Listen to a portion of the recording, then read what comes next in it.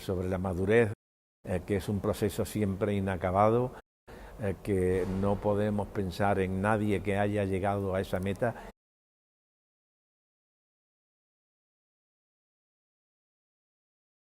Bueno, esa pregunta no tiene respuesta fácil, porque implica todo lo demás, implica ese hacerse cargo de uno mismo para desde ahí abrirse a la realidad del otro.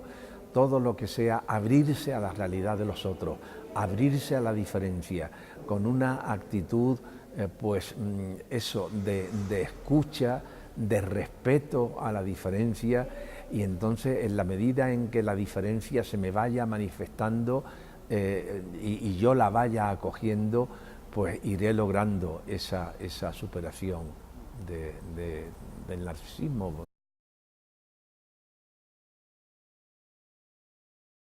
En principio la que debe tener todo ser humano. Ahora, yo añadiría de los católicos, pues un modo particular de amar y de trabajar, que es el que viene determinado por su confesión de fe y por su seguimiento de Jesús. Entonces, quien sigue a Jesús debe tener una capacidad de amar como la que él tuvo, pues por ejemplo, en atención a todos los que eran los excluidos y marginados de su momento, ¿no? En este sentido, pues en la línea de lo que el Papa Francisco está poniendo de manifiesto, de ese expresar el amor de Dios sin límites, sin frontera, sin exclusión ninguna, todo ser humano. Entonces, por una parte, ese modo de amar que se corresponde con el modo de amar de los seguidores de Jesús.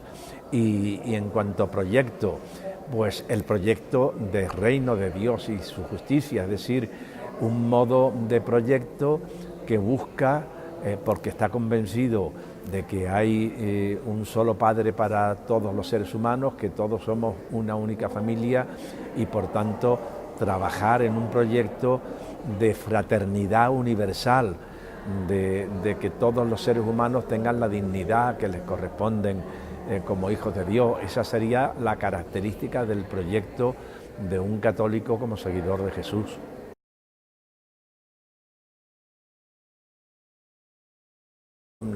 En toda la tradición se le ha escrito una función materna, la Iglesia como nuestra madre, una madre que acoge, una madre que protege, que cuida, pero también, aunque se haya hablado más de la Iglesia como madre, la Iglesia tiene también funciones paternas de orientación. Yo diría sobre todo en la función del magisterio de la Iglesia, pues sería una función paterna de orientación de la vida, también de incluso una función profética de denuncia en todo lo que hay contrario a la humanidad. Eso sería una función paterna de la Iglesia, su denuncia profética.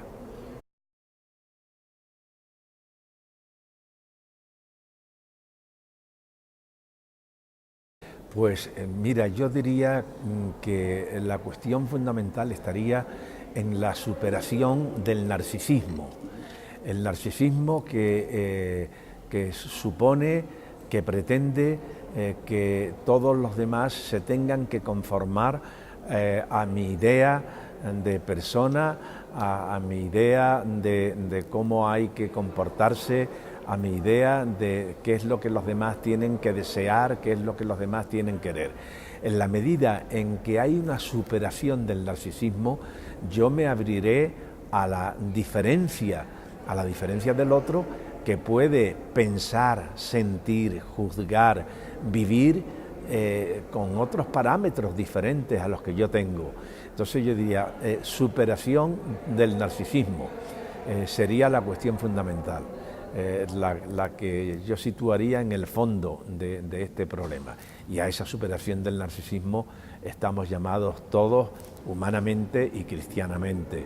Y bueno, pues esa superación del narcisismo de la que Dios muestra a Jesús también acercándose a todos aquellos excluidos, que eran considerados religiosamente indeseables, excluidos, los pecadores, los enfermos, porque los enfermos se consideraban que estaban enfermos como causa de su pecado.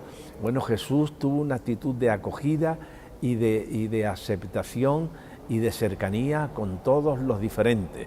Pues ese es el modelo que tenemos.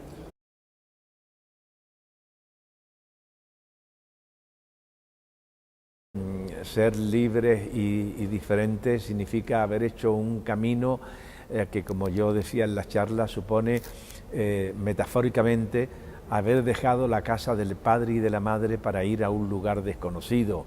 Es decir, dejar los lugares que me ofrecen, refugiarme en lugares que me ofrecen la seguridad, la comodidad, lugares donde se me dice dónde tengo, de qué manera tengo que comportarme, qué tengo que pensar, y arriesgarme a dejar esas casas del padre y de la madre que podemos ir buscando por la vida para asumir el propio riesgo, la propia libertad.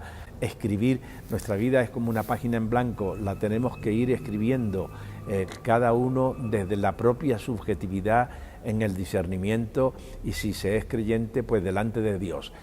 Luego, a partir de ahí, podremos escuchar a todos los demás, aconsejarnos de todos los demás, pero la última palabra, no la única, pero la última palabra debe ser la de nuestra conciencia, que en ese sentido es una utopía a la que todos debemos tender, con la conciencia de que nunca llegaremos a realizarla plena y totalmente.